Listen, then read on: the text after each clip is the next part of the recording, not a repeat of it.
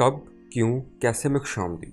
दोस्तों, आपने माया मुरक्कबात जैसे पानी को उबलते हुए तो देखा होगा, लेकिन क्या आपने किसी ठोस चीज़ जैसे मिट्टी को उबलते हुए देखा है? जी हाँ, मैं बात कर रहा हूँ उबलती मिट्टी के तालाबों की। दरअसल ज़मीन अंदर से बहुत ज़्यादा गर्म है, लिहाजा नीचे से जो भी पानी सतह पर आता है वो इंतहाई गर्म होता है।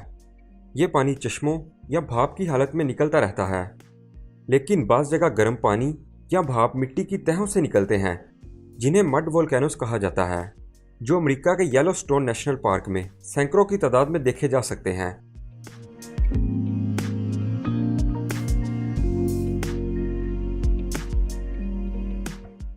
समीने ग्रामी बाज़ इलाकों में एक ख़ास सूरत हाल नज़र आती है। यहाँ गर्म पानी के साथ साथ गंधक की बदबूदार गैस भी खारिज होती है। अगर ऐसी जगह चिकनी मिट्टी हो तो एक अजीबोगरीब मंजर देखने में आता है। ये मिट्टी पानी के साथ मिलकर गारे का एक तालाब बना लेती है। इस तालाब में जगह जगह गैस खारिज होने से मिट्टी के गुब्बारे बनते और फटते रहते हैं। तालाब की सतह से उठने वाले गुब्बारे दूर से ही देखे जा सकते हैं।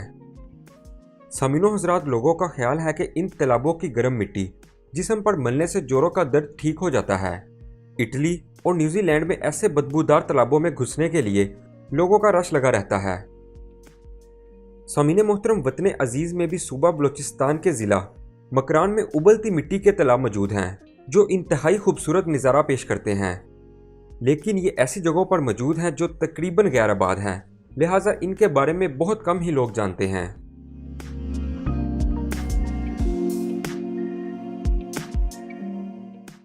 दोस्तों, इन तालाबों के बारे में आपकी क्या राय है, हमें ज़रूर बताइएगा।